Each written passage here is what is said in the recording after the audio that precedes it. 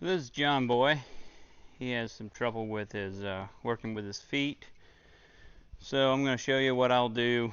He has a little trouble with his feet, shoeing and trimming and just handling his feet here. I'm going to go get a rope on his foot. I'm using a 35 or 40 foot. It's a pretty soft rope with a metal Honda on it. Makes it slipping a lot easier. So you don't need to be able to rope a foot on them. I do like to have them. You can either have a halter on without a halter. It's up to you. But I do like to have them in a round pen, a place to work. And just kind of set up a trap with my rope. Just take your time. I'm going to work with him here. First of all, I'm going to get him moving a little bit. You don't need to be going far, and I'm going to ask him to stop. You see kind of the resistance in his foot. There we go. He wants to face up, that's fine.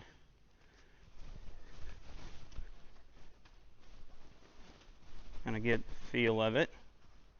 There we go. All I'm doing is putting pressure on it and releasing it. I'd rather have him face up to him. I'm going to rub on him just a little bit. And then I'm going to move him, drive him off again. I'm going to ask him to stop. Put a little pressure on that rope and get him to stop. I'll release it again. Facing up to me is one thing. I'll work on this for quite a while. He's already kind of getting the hint of it. I'll do this with all 4 feet. Get him to walk off again.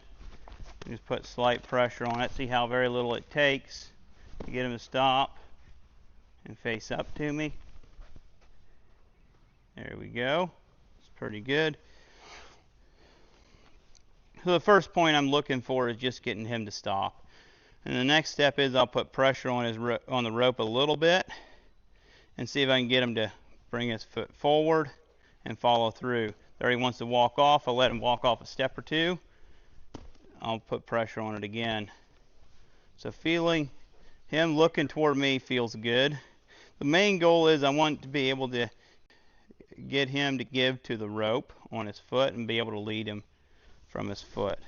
I'll do this with all 4 feet. Bring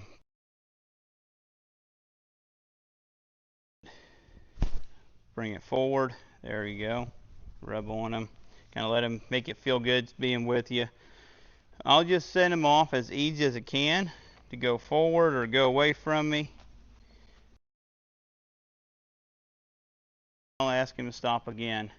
Really what I would like him to do is almost walk a circle around me, which would be the best thing, which will eventually will happen. There he didn't leave. He was like, nope, I'll just move off a little bit and then stop. If he wants to come in, I'll rub on him a little bit. I'll ask him to go again. And you can work on this as long as you want. You get it pretty good. Ask him to stop. He's still got a little problem feeling for me, which is it's only been a couple of minutes. There we go. Put a little pressure and release to that, to his foot. There he was wanting to leave. I'll ask him to stay. See if he can pick up his foot and come toward me. There we go. Pick up his foot, come toward me. There it is. When you're putting pressure on the rope and the foot, you can only move his foot in the direction you want once his leg is up in the air. So you want to time that a little bit. So here I'm going to wait him to put his foot in the air, and there I can move it in my direction. And that's him getting to give to the pressure a little bit. Go again.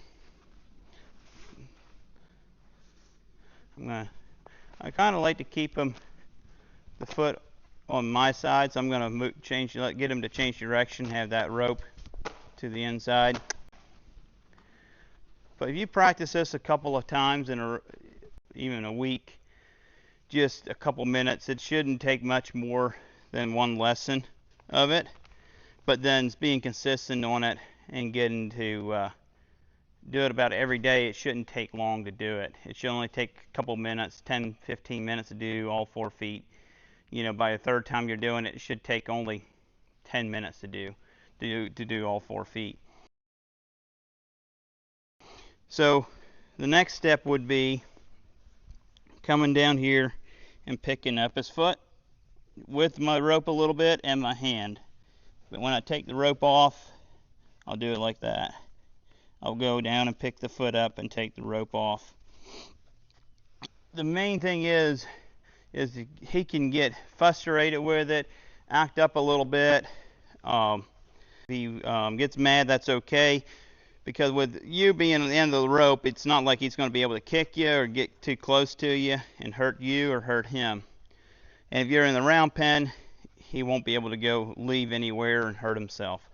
So that's why it's important to do this in a round pen. Or if you don't have a round pen, you can have him tied up and put a lead rope or a cotton rope on his foot, and just ask him to pick up his foot and give pressure, give to the pressure.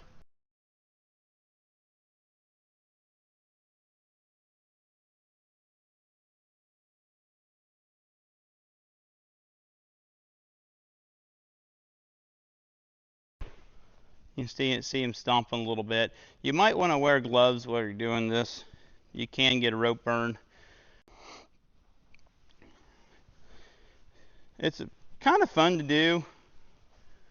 To see the change in him is rewarding from shoeing or going to do it next time. So be nice to your farrier and get this going pretty good for your mules. You can do it with colts, older mules. He's already 5. Just has some problems with it. I think, if I'm not wrong, they were acing him a little bit to get his feet trimmed, and for me that's more on putting a band-aid on the actual problem without getting it to heal up and be something nice. So you got to go in there, dig a little deeper, put in the work, make your mule a good mule, good-minded mule. All this stuff in mulemanship and horsemanship, it's not something to work around. Okay, my mule doesn't load on the trailer. My mule doesn't like to have his feet trimmed. That stuff is all stuff that adds up to being a mule that you have to send to get training done. All the things that you work around and make excuses for end up cost you in the long run. Just simply by lack of maybe effort, lack of knowledge on it. It could be a lot of things. And you don't know what you don't know. But for me, I do not like to work around problems. I like to go in, dig a little deeper, take the time it takes to get this stuff going in the right direction. Get you coming in. There he's kind of getting lost. I'm going to pick up on that foot, come in. He's instantly turning in. But you can see he's almost starting to walk a circle around me. He's wanting to be with me, but my body position and my hand and my rope tell him to keep going. But it's not necessarily pushing him away. There, I like that. Change, nope. There he's wanting to turn the other direction. I'm like, no. Figure it out. Let him stand there and think on it a little bit.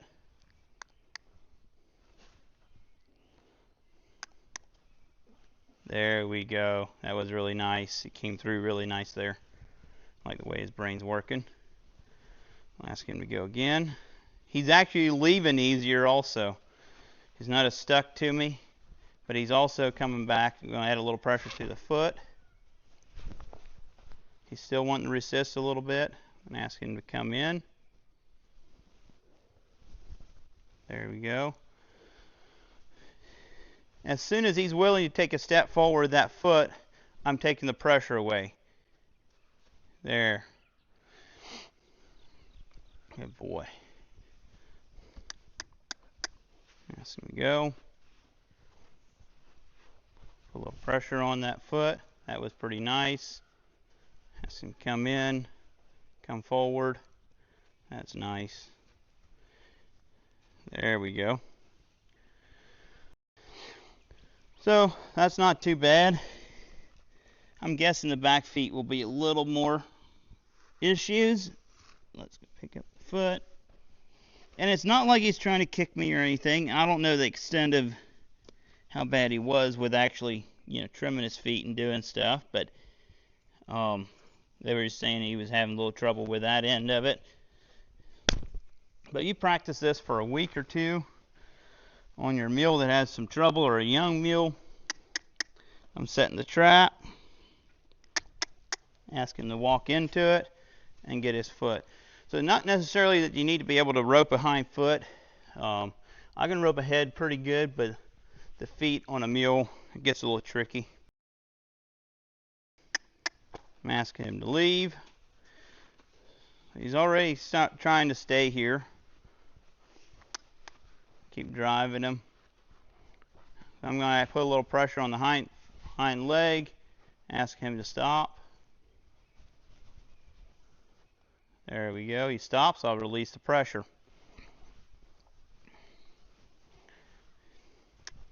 Get him to go again. Note here, I'm not making him stand still right now. Like, it's a new foot, so it's a difference. I'm not necessarily making him stand there forever and not move at all. There's a difference to it. I'm going to ask him to stop.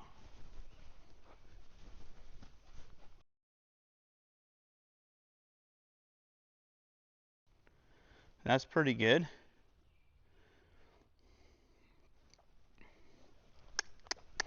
My thing, I want to be able to drive him off myself without him leaving.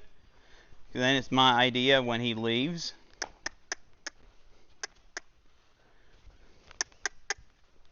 Another thing, what if his foot gets caught in some fence or anywhere else? This will teach him to give it to that pressure. Now I'm looking kind of, if he can think his way backwards just a little bit. So I'm going to hold a little pressure. He put his foot down. I'm trying to get him to kind of back up with it instead of going forward. When I see him starting to put that foot down, I'm releasing it.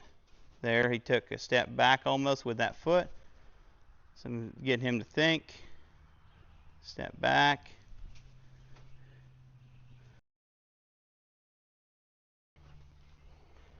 Stop. That was a lot nicer. I'll release that. See if I can get him to step back. That's just one step.